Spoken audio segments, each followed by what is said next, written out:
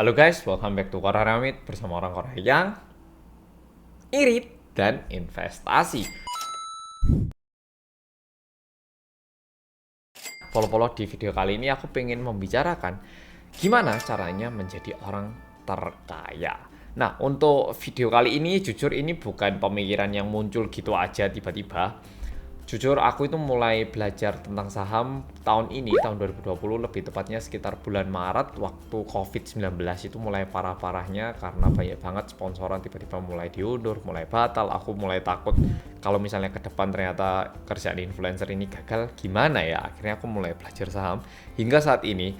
Dan untuk saat ini sekitar 60% dari uang yang tak miliki itu semua tak investasikan di saham, tentu di berbagai negara dan di berbagai perusahaan. Kalau misalnya berani sebenarnya satu perusahaan gitu ya, kalau aku yakin. Cuman sayangnya saya tidak seberani itu. Nah, kenapa kok saham itu menurutku adalah cara tercepat untuk menjadi kaya sih? Sebenarnya kalau kita bilang investasi, bisa aja kita investasi di bank gitu ya, pakai deposito. Atau bisa juga investasi di properti, tanah gitu. Atau juga bisa investasi di perusahaan. Nah, investasi yang tak maksud di sini adalah ketika kita itu cuman menanamkan uang, bukan menanamkan em, waktu kita untuk bekerja. Oke, kalau misalnya kita buka perusahaan sendiri, ya bisa dibilang investasi ke diri sendiri. Tapi kalau kayak gitu lebih tepatnya kayaknya kerja ya. Jadi untuk investasi itu lebih tepatnya aku punya kerjaan utamaku dan di samping itu uangku yang bekerja untuk diriku kayak gitu, oke? Dan ini alasannya kenapa menurutku saham adalah cara tercepat untuk menjadi kaya. Sekarang mari kita lihat dulu tahun 2019 10 orang terkaya siapa sih? Top 10 richest people in the world 2019. Langsung muncul Jeff Bezos, Bill Gates, Warren Buffett, dedet gitu ya. Nah, udah. Sekarang kita lihat top 10 richest people in the world 2020. Dedet.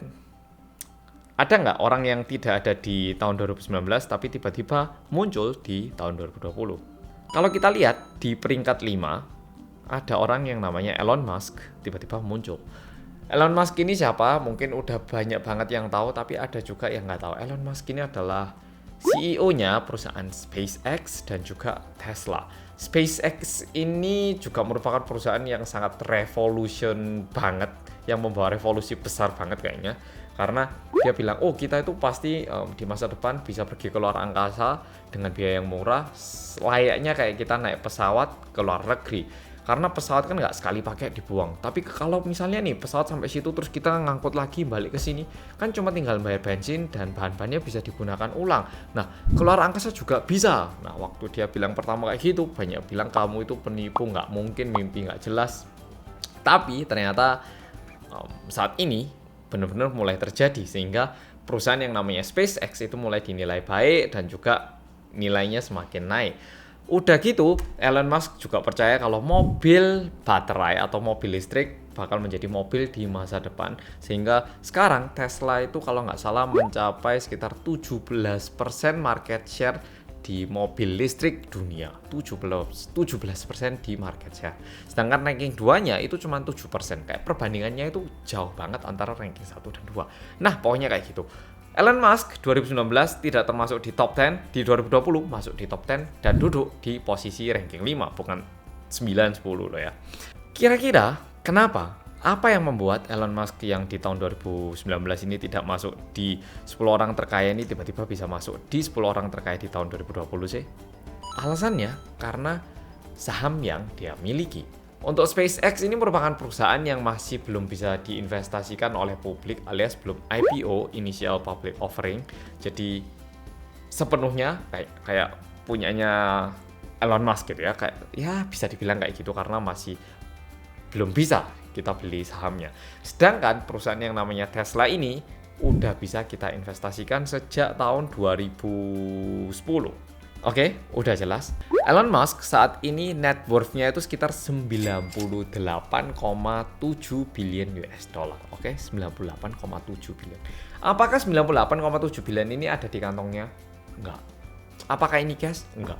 Tapi aset yang dia miliki itu senilai itu. Kira-kira ada nggak aset yang kita beli dalam waktu beberapa tahun nilainya itu bisa naik, kecuali barang antik, mungkin zaman dulu gitu mungkin ya, mungkin. Tapi barang yang semua orang bisa beli dan fair dan kita semua bisa investasi, menurutku itu adalah saham. Dan ini yang terjadi pada Elon Musk. Untuk SpaceX sebenarnya kita nggak bisa investasi, jadi nggak usah kita lihat. Kita lihat aja Tesla. Karena ini udah IPO mulai 2010, kita itu kalau mau investasi mulai 2010 itu bisa. Sekarang kita search di Google deh, Tesla share price gitu ya. Langsung keluar grafiknya. Coba lihat grafik yang paling panjang mulai tahun 2000 berapa ini adanya. 2010 tanggal 2 Juli ternyata. Satu lotnya itu harganya 19,20 US dollar pada waktu itu. 19,20 US dollar itu mungkin sekitar 220.000 rupiah. Jadi dengan uang 220.000 kita itu bisa punya satu lot, oke?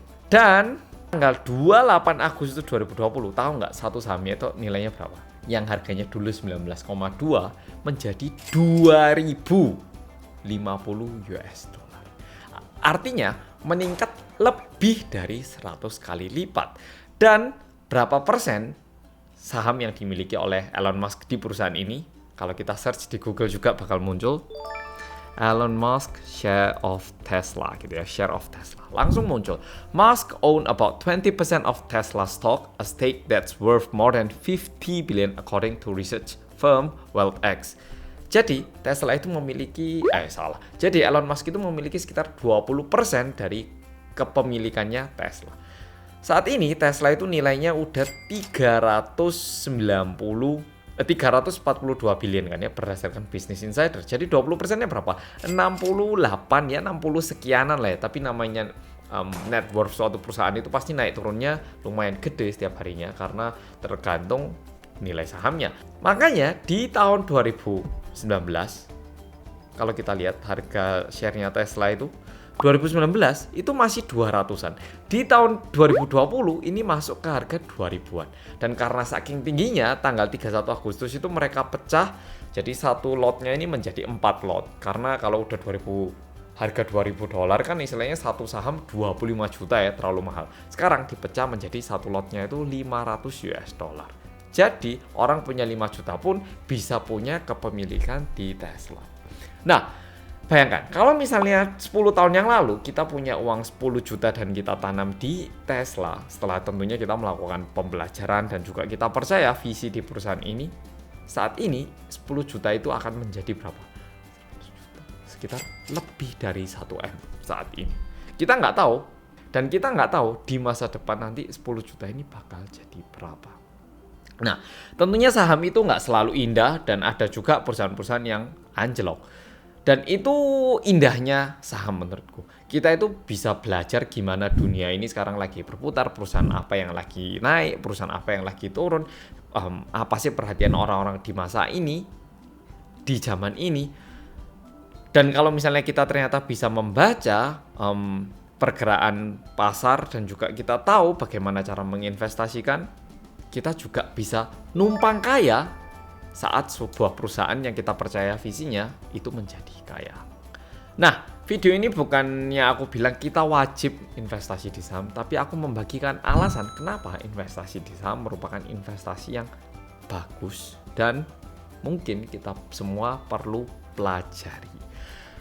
Oke, polo-polo, jadi terserah polo-polo. Apakah polo-polo mau cari yang aman, investasi di tanah ataupun investasi di bank yang sekian persen, atau pengen belajar cari tahu lebih lagi tentang perkembangan perusahaan-perusahaan baru dan juga menginvestasikan dan ikutan menjadi kaya bareng dengan orang-orang terkaya di dunia. Dan itu merupakan pilihan kita masing-masing. Kalau aku bakal milih untuk investasi di saham. Dan apa pilihan polo-polo? Tuliskan di komen. Oke polo-polo, jadi video kali ini kayak gitu. Makasih udah nonton dan sampai jumpa di video